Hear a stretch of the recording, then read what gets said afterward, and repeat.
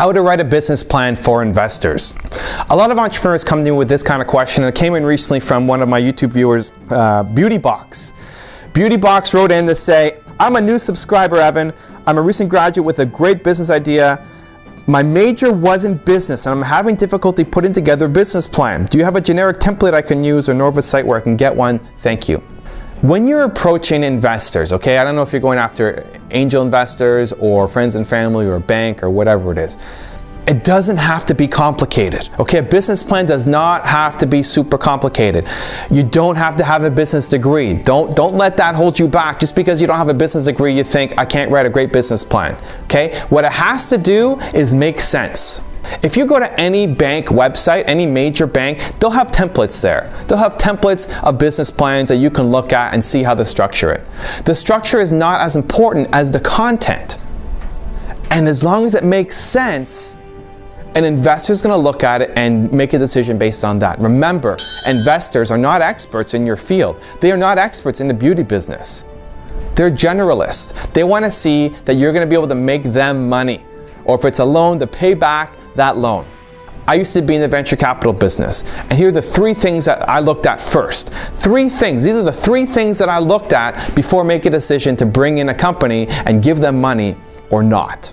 Okay, the very first thing is the executive summary. That's the 1 or 2 pages at the beginning of your business plan that explains in basic English what it is that you do. And so many entrepreneurs get this wrong. Most of the business plans that I saw got trashed because the executive summary was terrible. If you don't do a good job in executive summary, it doesn't matter how great a business plan you have. Nobody's going to read it because you didn't sell them on the executive summary. So that 1 page is critical, has everything that somebody needs to know about the opportunity ahead of them. Okay? The one thing that we always look for is that it passed the grandmother test. Okay? This was a term used, I guess, in the VC world. Is it so simple to understand that your grandmother can understand it?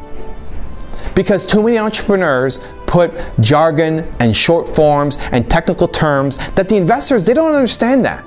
And it makes sense to you. You read it and say, yeah, that's what we do. Of course, how do you not understand that? But it doesn't make sense to the average person.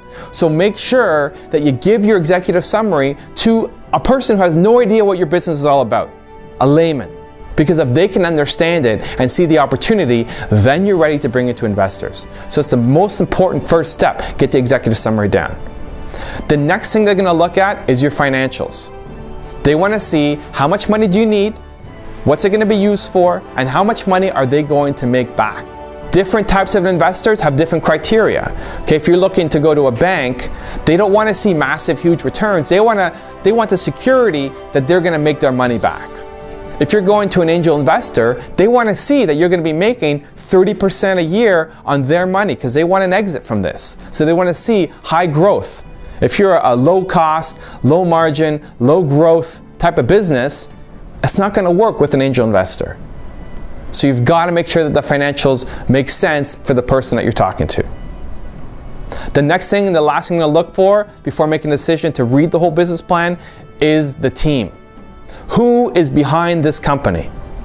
There's an expression in the VC world again called horse for the course, meaning, are you the right person to be at the head of this company and make this opportunity happen? Because you could be in a great market, but if you're not the right person, you're not going to be successful.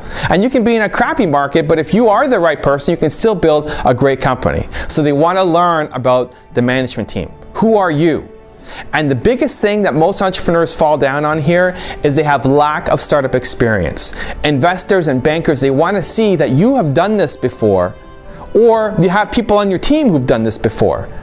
And quite often on a management team, there's nobody there, it's just you. And you've never done it before. And so these are like big strikes against you. Say, I'm going to risk my money with this person? I don't think so.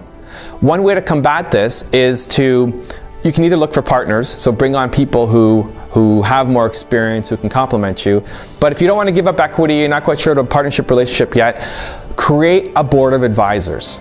And these are people who've had some experience, have some success, they don't have any equity in your business, it's kind of a loose term, but they're willing to lend their name to the business. And an advisor could be structured where you meet them every month and you have coffee and talk about it, or it could be that you you know, it's loose and every 6 months you have a phone call. As long as they're willing to help you and lend their name to the project. Because if a banker or an investor looks at your management team and they see you with no experience, no partners, you've never done it before, they're thinking, I'm gonna lose all my money. So reduce that risk, separate yourself from everybody else. Bring on a board of advisors, talk to people, even if it's your lawyer or your accountant, even just putting their names on there to say they're advisors, you've already separated yourself from most of the other people who are presenting and giving their business plans in, because it shows that you value and trust the expertise of other people who can help you build this thing up. Okay? If you pass those 3 things, they're gonna look to the rest of the business plan and see if they wanna make a decision to bring you in, invest in you, or whatever. Okay? The actual templates are not hard to find. Again, any bank website will have sample templates, but the templates is a good starting point to give you an idea of the sections. But really, the meat of it is going to come from having an executive summary that makes sense, financials that make sense, that are tailored to the person you're talking to, and then having a management team / board of advisors that give the investor some sense of security that if they give you money, you're not going to go lose it all. Thank you for the great question. You have any more questions, let me know. Believe. For those of you watching, like the video, give it a thumbs up. If you have a comment about this video or you want me to expand on any of the things I talked about, leave a question below in the comments. I'll make a video response. Thank you so much, and I'll see you soon.